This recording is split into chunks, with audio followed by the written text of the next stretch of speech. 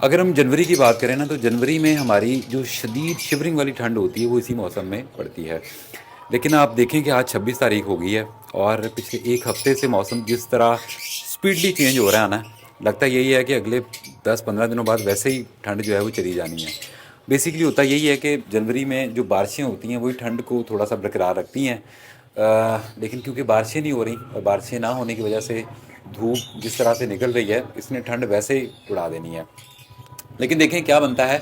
Any हो जी, जिस तरह से हमारे स्वेटर उतर रहे हैं ना इस गर्मी में, इसी तरह से हमें ज़रूरत है कि हम अपने शेड को भी जिस तरह से हमने पैक किया हुआ था, हर तरफ से प्लास्टिक शीट वगैरह लगाई हुई थी कि यार कोई ठंडी हवा का झोंका हमारे परिंदे को परेशान ना कर सके, परिंदे को बीमार ना कर सके।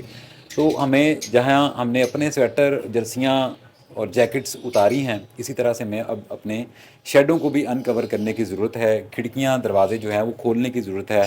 प्लास्टिक शीट जो हमने लगाई हुई थी अपने परिंदों के जाली के आगे ठंडी हवा को रोकने के लिए, उसको भी उतारना बहुत ज़रूरी है। उसकी वजह ये है कि ये जो मौसम अभी शुरू हुआ है, इसमें सबसे ज़्यादा जो मसला लोगों के शेडों में आता है वो आता है आँखों के ख़राब होने का।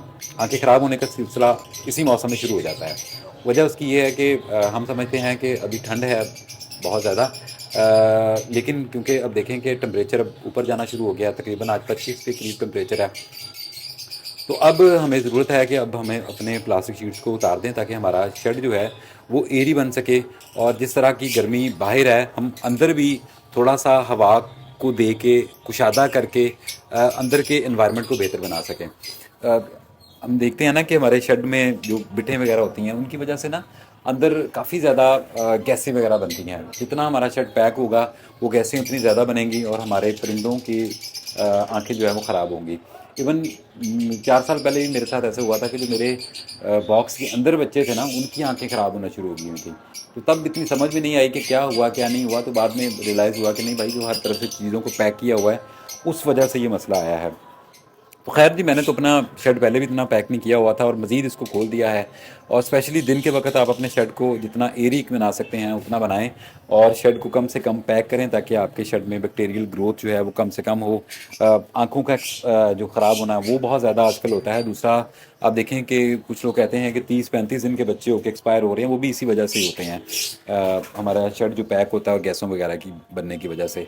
तो खुला करें अपने शेड को, एरी बनाएं, हवादार बनाएं। जितना हवादार बनाएंगे आपके पास मसले मसाइल कम से कम आएंगे।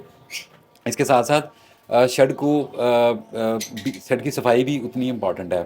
मेरी ये प्रैक्टिस है कि मैं हफ्ते वाला दिन, मेरा ये दिन होता है कि मैंने रात के वक्त अपने शेड को अच्छी तरह से धो डालना होता है। सर्फ डाल के अच्छी तरह से उसको धो डालता हूँ ताकि 1 घंटे बाद जब मैंने लाइटें बंद करनी है, तो क्योंकि नमी वगैरह काफ़ी मौजूद होती है वहाँ पे, तो सुबह के वक्त तक जब मैं आता हूँ तो 8 घंटे लाइटें बंद होती हैं। परिंदे भी अपने बॉक्सेस वगैरह डब्बे के अंदर चढ़ चुके होते हैं, शेड के अंदर को आना जाना भी नहीं होता। तो सुबह के वक्त तक वो सारा शेड जो है वो साफ़ सुथरा और खुश्क हो चुका होता है।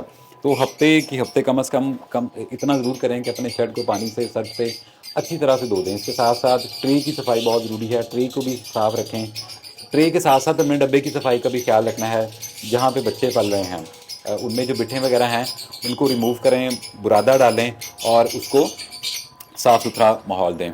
अच्छा, दूसरी बात हम करते हैं प्रोबायोटिक्स की। मैं अभी तक 3-4 माह हो गए हैं सीज़न को शुरू हुए हुए, मैं अभी तक प्रोबायोटिक्स नहीं दे रहा था। अल्हम्दुलिल्लाह रेडी बच्चे सर्वाइव भी कर रहे थे, किसी किस्म का मसला नहीं चल रहा था। लेकिन अब थोड़े बहुत बच्चे मेरे भी एक्सपायर होने शुरू हो गए हैं।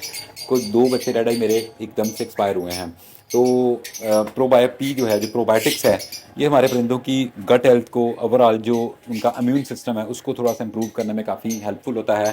तो प्रोबायोपी जो है ये आप अपने परिंदों को इस्तेमाल कर सकते हैं। स्पेशली वो परिंदे जो अंडे में से हैच होते हैं ना, पहले 3 से 4 दिन या 5 दिन उनके लिए बहुत इंपॉर्टेंट होते हैं। अगर तो आपका बच्चा जो है, जो हैच हुआ है, वो अगर पहले 4-5-6 दिन सर्वाइव कर जाए तो बहुत चांसेस होते हैं कि वो आगे भी सर्वाइव कर जाता है। जो जो बच्चे एक्सपायर होते हैं वो यूजुअली देखा गया है कि पहले 5-7 दिनों में एक्सपायर हो जाते हैं।